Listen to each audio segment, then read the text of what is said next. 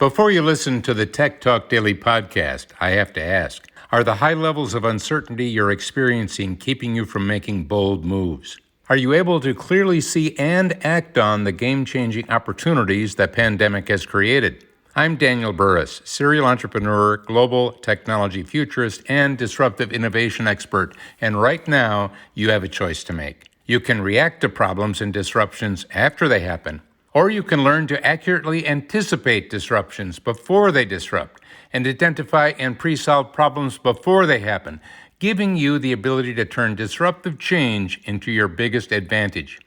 If you want to take control of your future and make a significant impact now and in the years ahead, join thousands of leaders from around the world by becoming a member of my Anticipatory Leader System, where you'll get the latest insights, processes, tools, and virtual coaching that will give you the certainty and confidence you need to actively shape a better future for you and your organization. Go to techblogwriter.co.uk and click on Daniel Burris. Welcome to the Tech Talks Daily Podcast, where you can learn and be inspired by real-world examples of how technology is transforming businesses and reshaping industries in a language everyone can understand. Here is your host, Neil C. Hughes.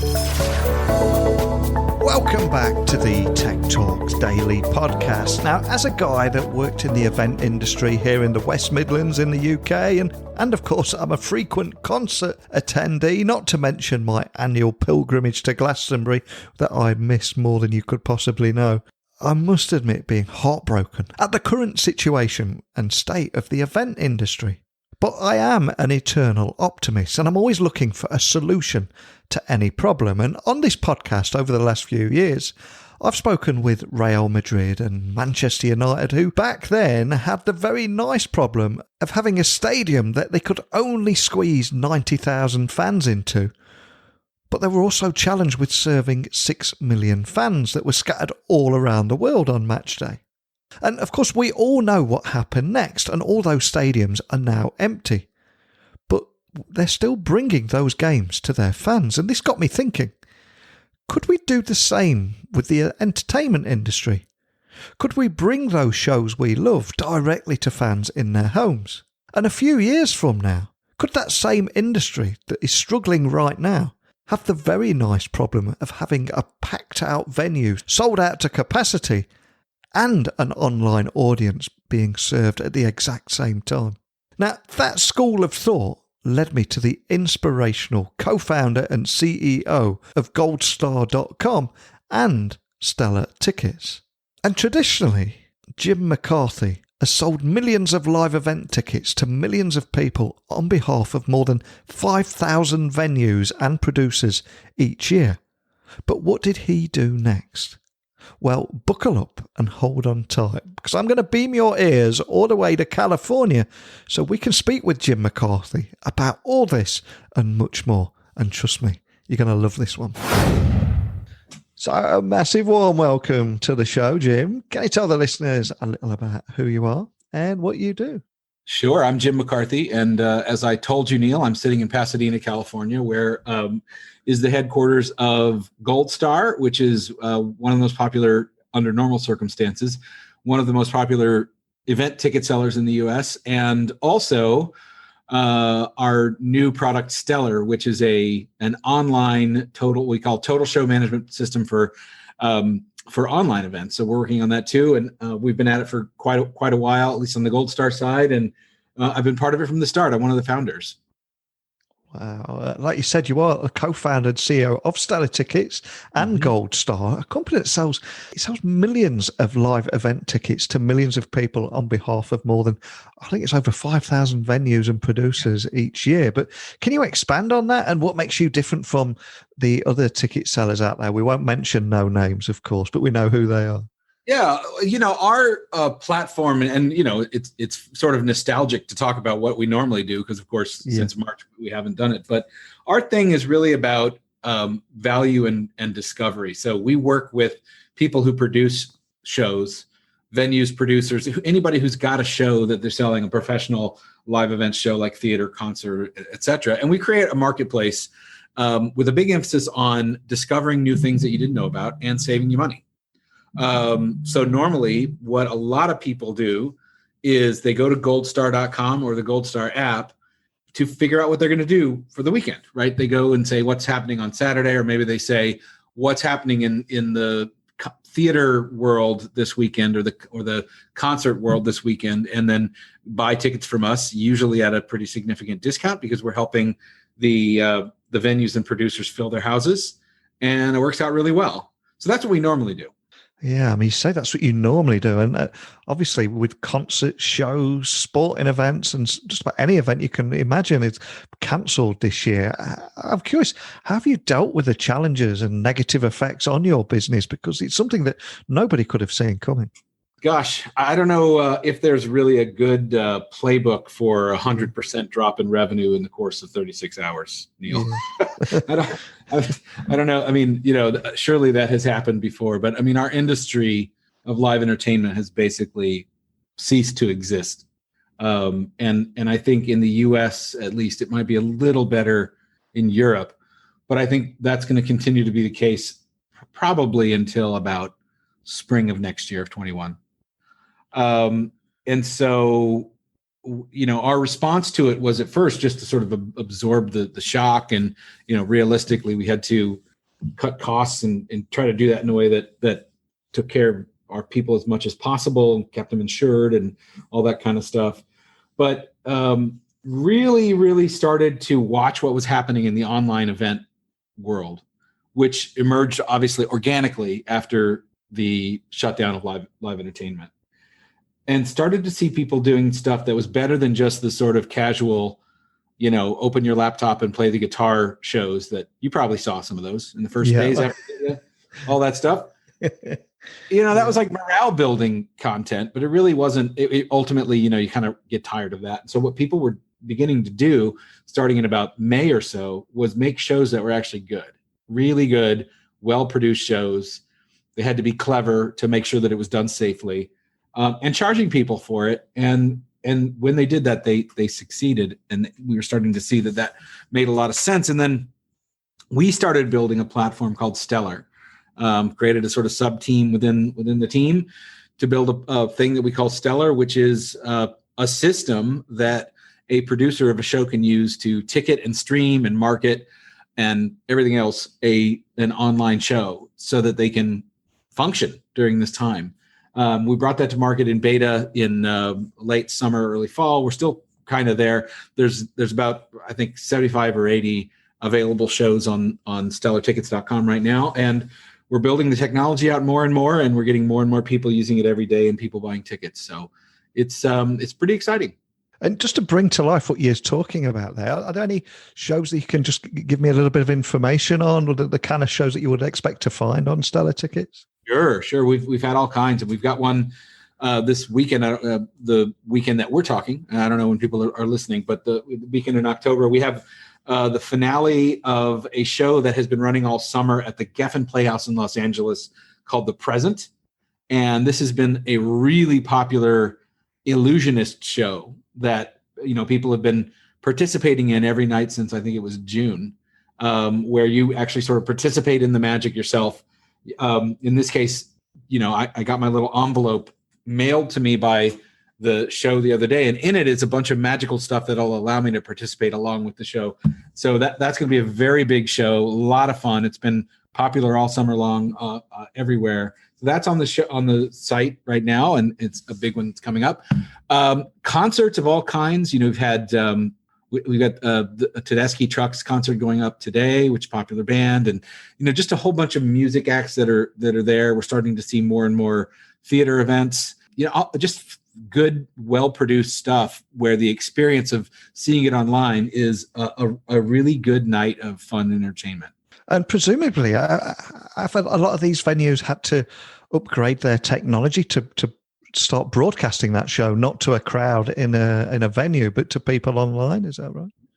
Well, yeah. So there's a little, when I talk to venues, what I tell them is don't let the tech scare you off. Yeah. Because it's just not that much different from running a regular live event, though obviously currently without a crowd, right?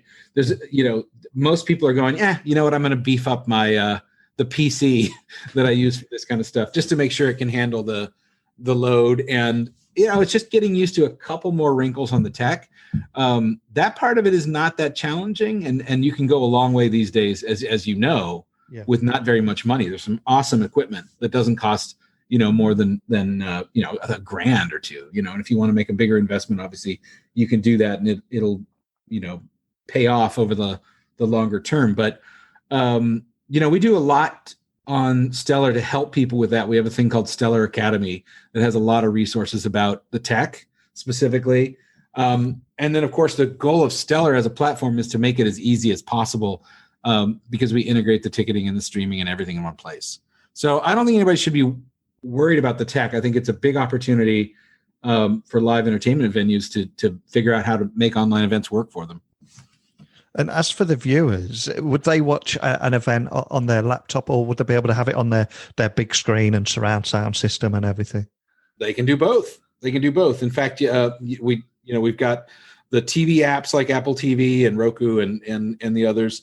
But of course, you can watch it on your laptop. You can watch it on your phone. You can actually watch it in two places. You could watch it on your TV and chat and react to the show on your phone if you want to. So we definitely think. I don't know about you, but if I'm going to sit back and enjoy a show, I like it on the big screen. Yeah. We thought that was pretty important. Yeah, no, absolutely. That's what I was trying to think there. I would hope that you've got an app that you could have it on all those streaming devices that we've got. So that's great to hear. And I used to come to I say used to. It feels so strange. It was only March that I was last in the US, but I was, it was like 4 or 5 times a year. I'd be at tech conferences and things, and all those tech conferences now are going virtual. And I think I've recently read that it was either a Broadway or a West End show about Princess Diana is going to go on Netflix instead. How do you think, on the topic of COVID-19, how do you think the evolution of the live event industry is going to look like as it continues to move forward? Well, I think that strangely, in addition to the absolute, punch in the gut that COVID-19 is to the industry, it has created the biggest opportunity in a long time for the industry, and that is online events. So in my vision of the future, live events bounce back really fast when this is over. I think, all of us are like raring to go. I don't know about you, but I'm like, I can't wait to get back into a theater or concert hall. I just, I think there's going to be a huge move back to live events once we feel comfortable and safe. But then when you have the possibility of this hybrid event where it's available in person, but it's also available online, what you've done is you've expanded the audience for that by 1,000 times, right? Because in order to enjoy an in-person show, you got to be there. You got to be in the town. You got to be able to, drive across town. Not only do you have to be in the city that it's in, but you got to take that long drive across the city, to be there by 8 o'clock or whatever. And there's a whole world of people that would be interested in whatever it is that a venue is producing, right? I mean, I always talk about that small theater in a city like Portland, Oregon, right, which is one of the cities that we serve, and actually we have one of our offices there. And imagine if you run the world's greatest small theater in Portland, Oregon, how many people might come in and see your show on an annual basis normally? Probably 20, 30,000, something like that, and that's pretty good. But if you really are doing great work, there's a worldwide audience for it, whether it's music or theater or whatever. And so online events represent this opportunity to attain reach and relevance and build audience in a way that basically hasn't existed before. And so I guess the upside of COVID for the industry is that all of a sudden, this sort of door has been kicked open by circumstances. And from my point of view, it's all about figuring out how to walk through it and getting all the benefits of it once it's over.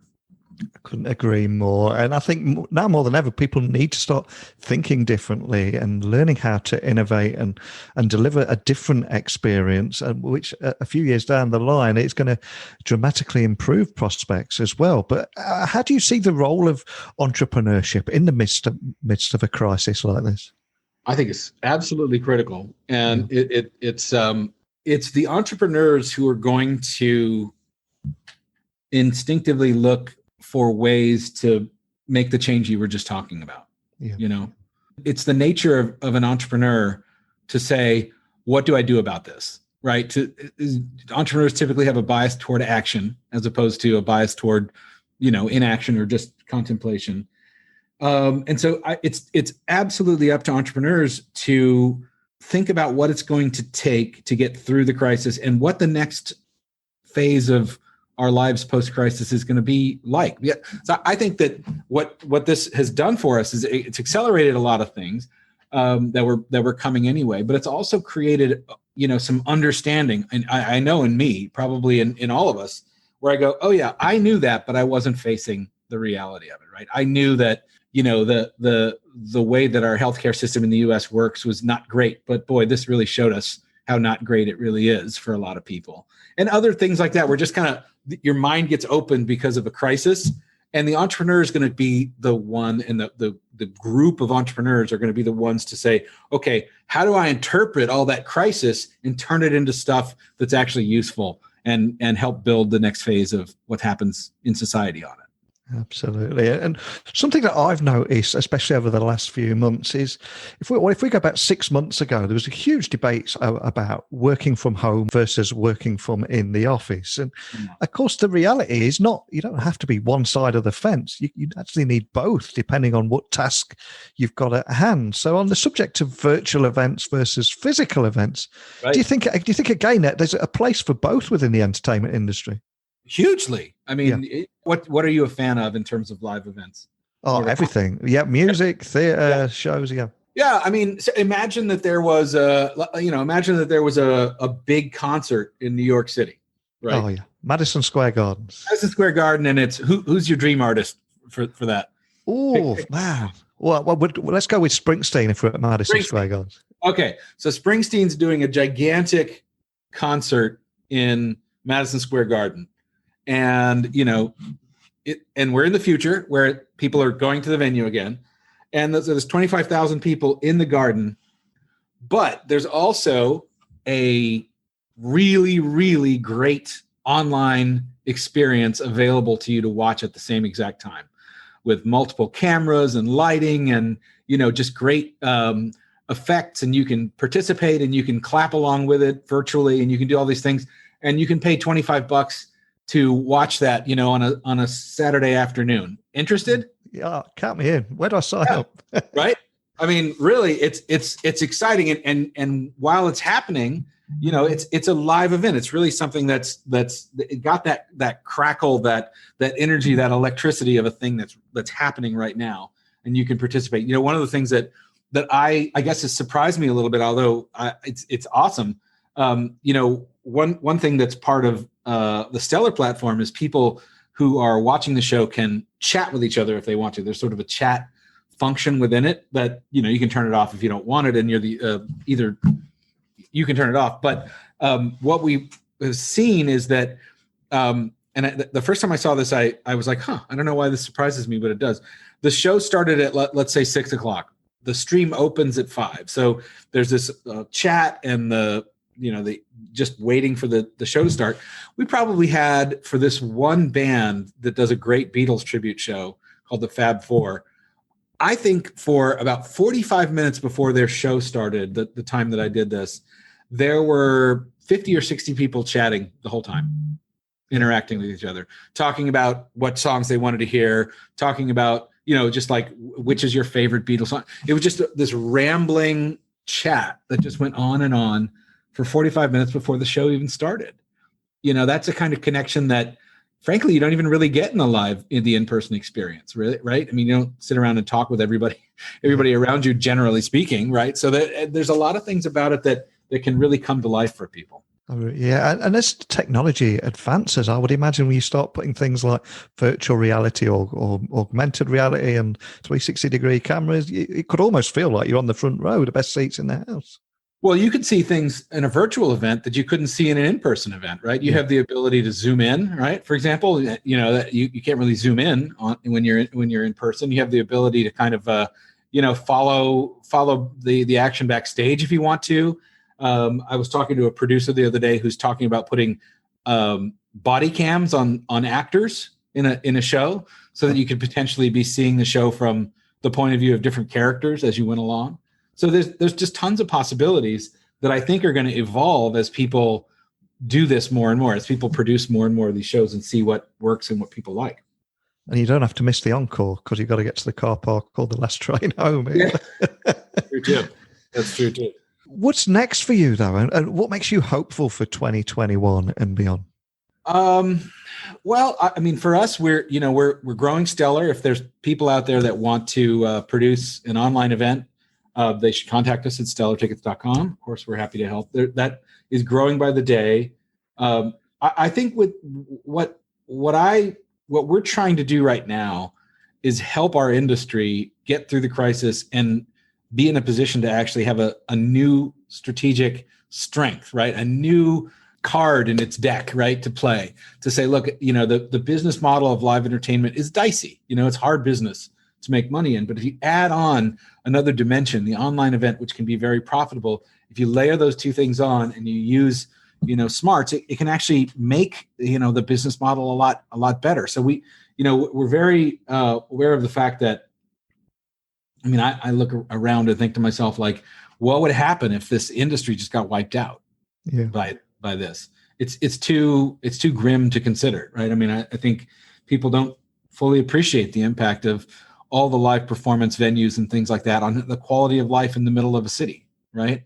Or just all the things that it implies. So we're trying very hard to help give birth to this new medium, this new art form of online events, both to get through the crisis as an industry, but also to create some new strength coming out of it. So, and what makes me hopeful is that people are embracing that, and they're just generally embracing the idea of doing what's necessary and being flexible and rethinking stuff to make it through, right? In that way, I'm very hopeful. And I just, in general, I don't know. It's, we've all been, we may not individually have been through worse, but the world's been through worse, and I know people bounce back. Absolutely. And I think when people think of shows, what they don't often think about is the entire ecosystem that surrounds it, from the people in catering to the security and tech teams. And from a corporate point of view as well, you've got the finance and the marketing teams that are all responsible for making that show a success. And it is such a powerful ecosystem that we need to protect. But think about the knock-on effect of go someplace like the West End, remove the theaters, and what happens to the restaurants? What happens to it's a knock-on effect that's dramatic too. It really is. Well, thank you so much for joining me today. But before I do let you go, I am conscious you are a hugely successful entrepreneur that's bootstrapped his way to success as well. So for any startup founders that are listening, is there any advice that you could offer on bootstrapping their own business for success? I know it's a very different climate now, but I'm sure you've been on a roller coaster ride of tremendous ups and downs yourself. Well, I feel like I'm a startup founder now. So, after running Gold Star for so many years, Stellar is very much a startup, and it certainly has reacquainted me with that. And I think the thing that I would say about starting a business is it's a real gut check, and you have to be determined to find a path where there's no path. That's what I often say to people who want to start a business. It is the entrepreneurial, I guess, it's the achievement of an entrepreneur that when there is no path from where you are to where you want to be, and, many people have looked and not found it, the entrepreneur finds one because they're basically determined to find one. Yeah. And so, it's partly it helps to be smart. It helps to be whatever, but honestly, what it really comes down to is, are you, in your gut, just determined that you're going to find a path from where you are to where you want to be. And if you're not, it's hard. You might get lucky and get there, but you gotta kind of really ask yourself if that's what you're game for. And if it is, you stand a really good chance. You just got to keep fighting. Fantastic advice. And as for Stellar Tickets, obviously, I love what you're doing here in the US and the opportunities that you're creating with it. But would you ever take that model outside of the US, or are you just focusing on the US at the moment? It's completely international. So anybody who wants to do this internationally can do it. We're early enough that we're still playing to our base at the moment, but we absolutely love the idea of doing shows in the UK and beyond. So if anyone out there in the UK or Europe or wherever is interested, let us know. We can definitely help. It's an international platform. So for anyone listening, then wherever they're listening in the world that would like to find out more information, whether they be a viewer and just want to find out a little bit more detail, or if they're a potential partner for you guys, what's the best way of finding you online and contacting your team?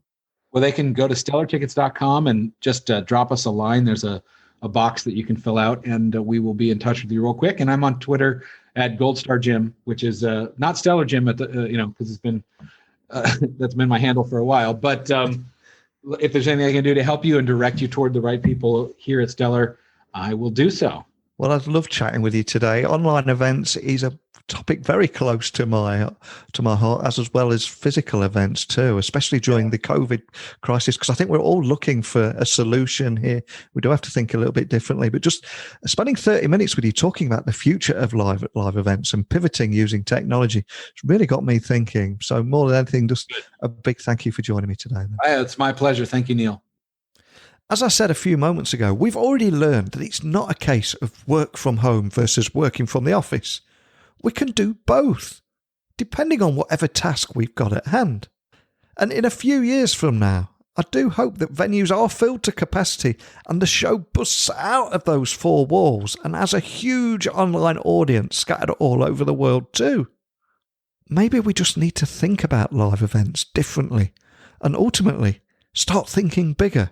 So a huge thank you to Jim for just helping me see that. And I urge anyone that may be interested in bringing their events to live and busting out of those socially distanced venues to contact Jim directly, because I know he is as passionate about this as you are listening right now. And I know you're all looking for solutions, and maybe a conversation between you and Jim and Stellar Tickets, etc. Maybe you could work something out. And if you do, even if Jim just points you in the right direction, I'd love for you to share your story with me on this podcast so I can not only support you, but share your story with the world too. That's how this show works. And I genuinely mean it. So please email me, techblogwriter@outlook.com. My website is techblogwriter.co.uk.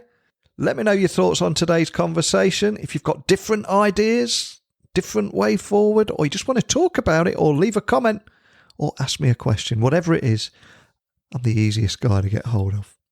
But that's it. It's the final curtain call for this episode, I'm afraid. I'll return tomorrow with another guest. So thank you for listening.